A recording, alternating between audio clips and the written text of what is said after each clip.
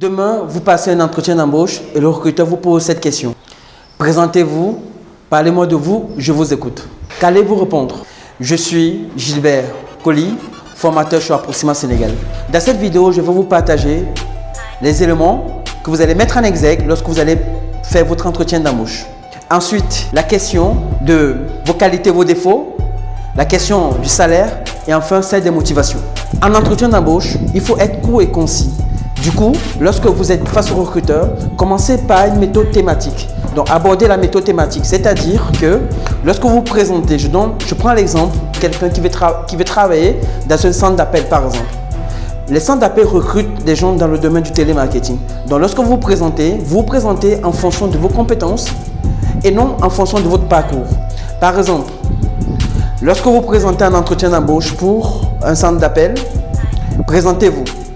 Bonjour monsieur, je m'appelle Ousmane Bar, mon cœur de compétence sert le télémarketing. En appui à ma candidature, je me présente sur deux axes clés. Premier axe, j'ai des compétences en marketing.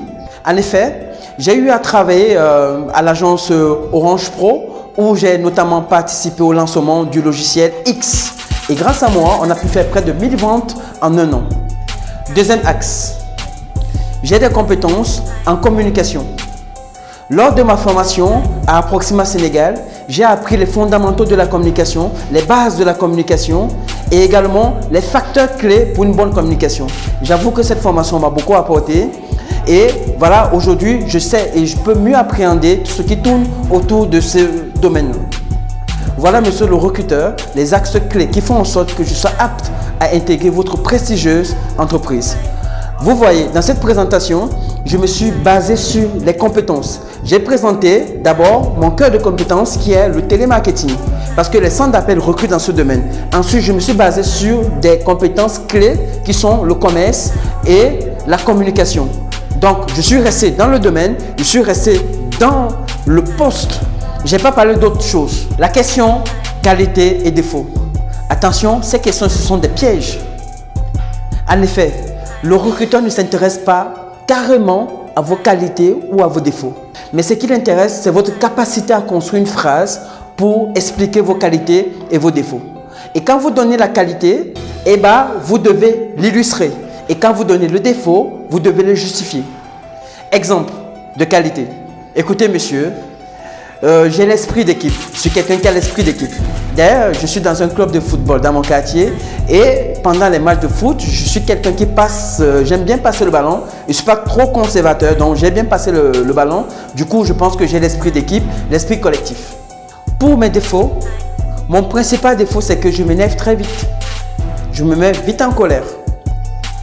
Mais ne vous inquiétez pas, je suis inscrit à Mega Yoga au niveau de Sacré-Cœur et depuis que je fais du yoga, j'avoue que j'arrive à canaliser cette colère et j'arrive à canaliser également mes énergies.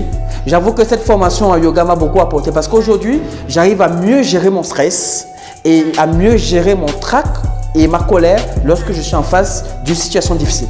Et également, lorsque vous donnez des défauts, il faut que ce soit des défauts qu'on peut changer. Pour la question du salaire, parfois en entretien d'embauche, lorsque je prends des gens, je leur pose la question, quelle est votre prétention salariale? J'entends des gens qui me disent, monsieur, donnez-moi 500 000, donnez-moi 700 000, donnez-moi 100 000.